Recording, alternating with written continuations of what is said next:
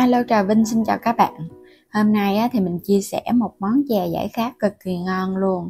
Thơm phức cái mùi lá dứa kết hợp với nước cốt dừa béo béo nữa.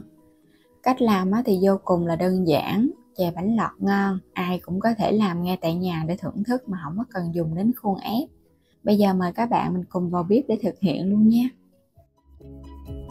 Đầu tiên thì mình dùng ở đây là 800ml nước lá dứa nha. Nước lá dứa này thì các bạn dùng 100g lá dứa già, mình xay ra cùng với 800ml nước, sau đó là mình lọc lấy cái nước cốt lá dứa.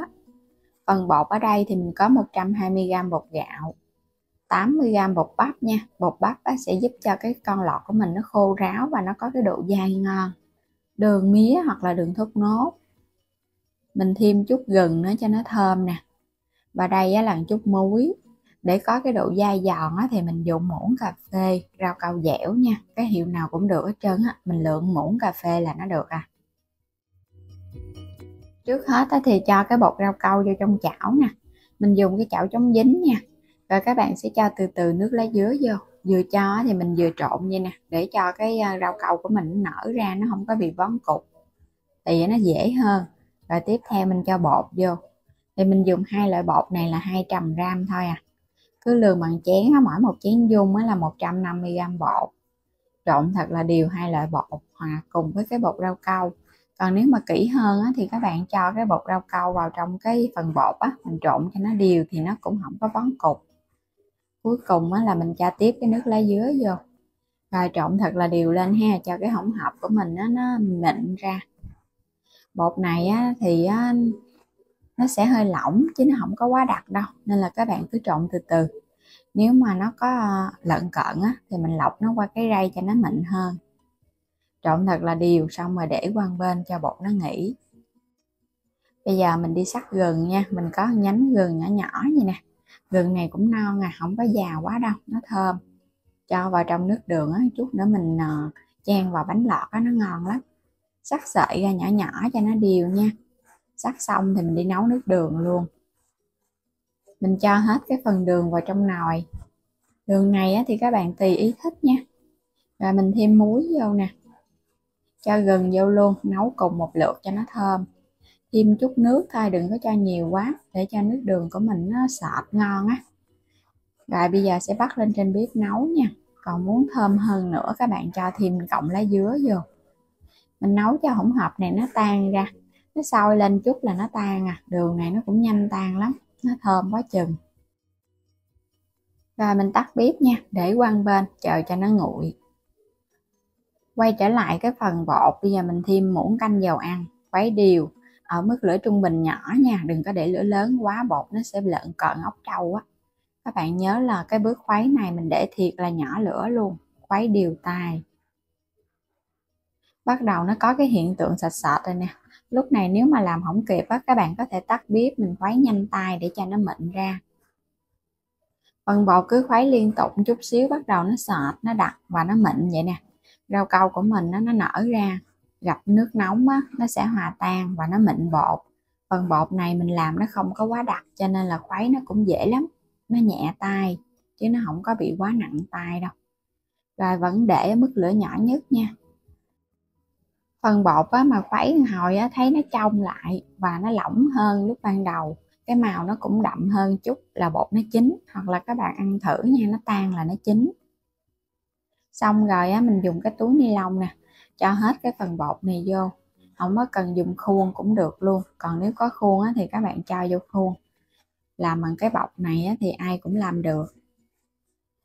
Cho nó vô hết luôn ha, trong lúc nó còn nóng vậy nè. Mình làm nhanh tay thì cái sợi lọt nó sẽ bóng hơn.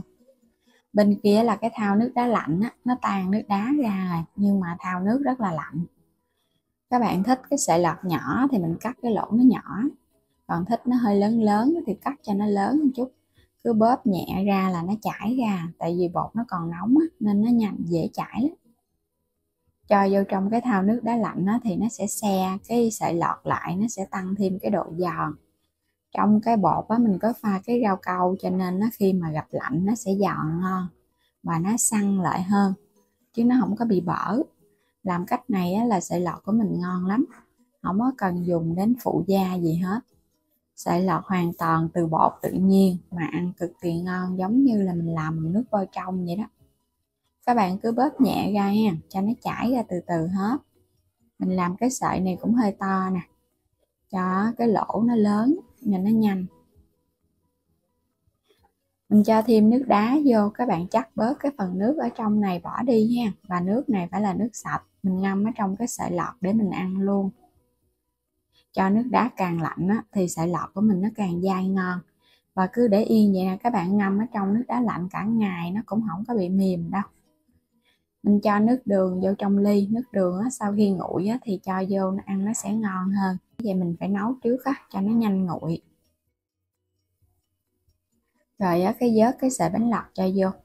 Màu tự nhiên từ lá dứa, không có pha màu thực phẩm cho nên là thấy cái màu nó sẽ hơi nhạt một chút. Các bạn dùng cái lá dứa già là ra cái màu đẹp lắm. Rồi á, mình sẽ cho tiếp cái nước đường lên trên.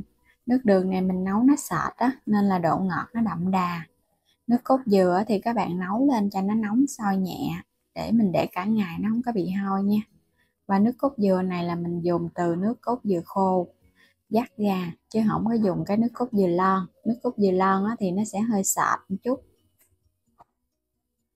Nước cốt béo á, thì ăn chè bánh lọt nó mới ngon, kết hợp với đường nó thơm thơm nữa. Trong sợi lọt của mình nó đã lạnh sẵn rồi nên không có cho thêm đá lạnh. Còn nếu sợi lọt các bạn ngâm không đủ độ lạnh á, thì mình thêm chút nước đá lạnh vào trong cái ly chè nữa, uống cho nó ngon nha. Sợi lọt dai ngon và trong, không có bị bở mà cũng không có quá cứng đâu. Nó sẽ có cái độ dai dai mềm mềm, kết hợp với độ béo từ nước cốt dừa. Một ly chè vừa ngon vừa mát nè, đơn giản dễ làm. Chỉ với 2 loại bột, ai cũng có thể thực hiện cái món chè bánh lọt ngon ngay tại nhà để thưởng thức. Mà công thức này á, các bạn cứ ướp lạnh nha, mình để nguyên một ngày luôn nó cũng không có bị mềm đâu. Vì mình không có dùng bột năng, nếu mà dùng bột năng á, thì cái sợi lọt á, nó sẽ có cái độ dai nhưng mà nó bị ẩm. Còn á, dùng bột bắp á, thì cái sợi lọt nó có độ dai nhưng mà nó sẽ khô ráo hơn, nó không có bị nhão nhão. Kết hợp thêm cái phần bột rau câu nữa thì mình thấy ăn nó ngon lắm. Bây giờ thì mình chúc các bạn ngon miệng nha. Với cái món chè bánh lọt lá dứa nước cốt dừa đơn giản này, thì ngoài ăn cái chè bánh lọt này các bạn cũng có thể kết hợp với đậu đỏ nấu chín nè, hoặc là mình kết hợp với trân châu hay là hạt lựu, đều rất là ngon luôn. Nếu như các bạn chưa đăng ký kênh thì bấm đăng ký kênh ủng hộ mình nha, và để xem các video mỗi ngày miễn phí. Xin chào tạm biệt và hẹn gặp lại các bạn ở những video tiếp theo.